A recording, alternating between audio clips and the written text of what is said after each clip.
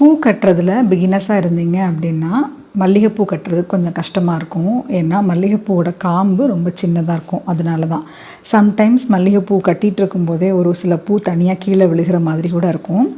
அது மாதிரி இல்லாமல் ரொம்ப ஈஸியாக மல்லிகைப்பூவை எப்படி கட்டுறது அப்படின்னு இந்த வீடியோவில் சொல்லியிருக்கிறேன். நார்மலாக பூ கட்டுறதுக்கு நூலை எடுக்கும்போது அதை தண்ணியில் நல்லா நனைச்சிட்டு அதுக்கப்புறமா எடுத்துக்கலாம்.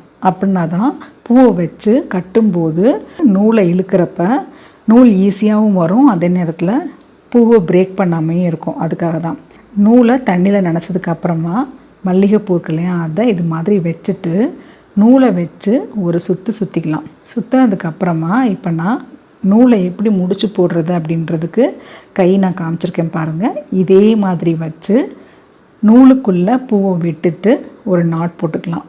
ஃபஸ்ட்டு பூவுக்கு மட்டும் 2 தடவை நாட் போட்டுட்டு அதுக்கப்புறமா இப்போ நான் சொல்லியிருக்கேன் இல்லையா, இதே மெத்தட் ஃபாலோ பண்ணி கட்டிக்கலாம். இப்போ பாருங்கள், நான் கையை எப்படி வைக்கிறது அப்படின்றத நான் உங்களுக்கு சொல்கிறேன். நூலை இது மாதிரி பிடிச்சு இப்படி திருப்பிட்டு மறுபடியும் சொல்கிறேன் பாருங்கள். நூலை இது மாதிரி வச்சு இப்படி பிடிச்சிட்டு திருப்பி அதுக்குள்ளே பூவை விட்டுக்கோங்க. விட்டுட்டு கீழே இருக்கு இல்லையா அந்த நூலை இது மாதிரி லைட்டாக பிடிச்சி இழுத்துக்கோங்க. நாட் போட்டுட்டு நூலை கொஞ்சமாக இது மாதிரி டைட் பண்ணி விட்டுக்கலாம். அடுத்து புதுசாக பூ வைக்கும்போது மட்டும் ஏற்கனவே வச்சுருந்தோம் இல்லையா பூ, அது பக்கத்தில் கொஞ்சம் டைட்டாக உருட்டி விட்டுட்டு அதுக்கப்புறமா நான் சொன்ன அதே மெத்தட் படி நாட் போட்டுக்கலாம். இதே மாதிரி உங்களுக்கு எவ்வளோ நீளத்துக்கு பூ வேணுமோ அந்த அளவு கட்டிக்கலாம். இப்போ நான் இதே மாதிரி கட்டி காட்டுறேன் பாருங்கள். நார்மலாக பூ கட்டுறது கொஞ்சம் பிகினஸாக இருந்தாங்க அப்படின்னா ஊசி எடுத்து மல்லிகைப்பூ கோர்த்துருவாங்க. அப்படி இல்லைன்னா கட்டில் காலில் நூலை மாட்டி கட்டுவாங்க. ஸோ இந்த மெத்தடில் நீங்கள் ஃபாலோ பண்ணிங்க அப்படின்னா ரொம்ப ஈஸியாகவே மல்லிகைப்பூவை கட்டி முடிச்சிடலாம். ஊசி அப்புறம் கட்டில் கால் அப்படின்ற ஆப்ஷனுக்கெலாம் போகணுன்ற அவசியமே கிடையாது. நீங்களாகவே ஈஸியாக ட்ரெடிஷ்னல் மெத்தட் படியே நீங்கள் கட்டி முடிச்சிடலாம். இந்த மெத்தடில் பூ கட்டும்போது பார்த்திங்கன்னா பூ நல்லா தட்டையாக இருக்கிற மாதிரி இருக்கும். இதே மெத்தடில் இதே மாதிரி நாட் போடுறத வச்சு பூவை எப்படி உருட்டி கட்டுறது அப்படின்றத என்னோடய அடுத்த வீடியோவில் நான் சொல்கிறேன்.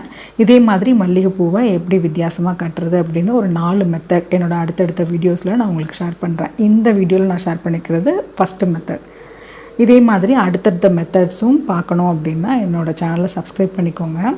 அதே மாதிரி என்னோடய சேனல்லையும் டெய்லி மார்னிங் 6 o'clock கோலம் வித்தியாசமாக எப்படி போடுறது, எத்தனை புள்ளிகள் வைக்கிறது, அதை எப்படி டிஃப்ரெண்ட்டாக கனெக்ட் பண்ணுறது அப்படின்றது எல்லாத்தையுமே ஷோ பண்ணியிருக்கிறேன். ஸோ அந்த வீடியோவையும் பாருங்கள்.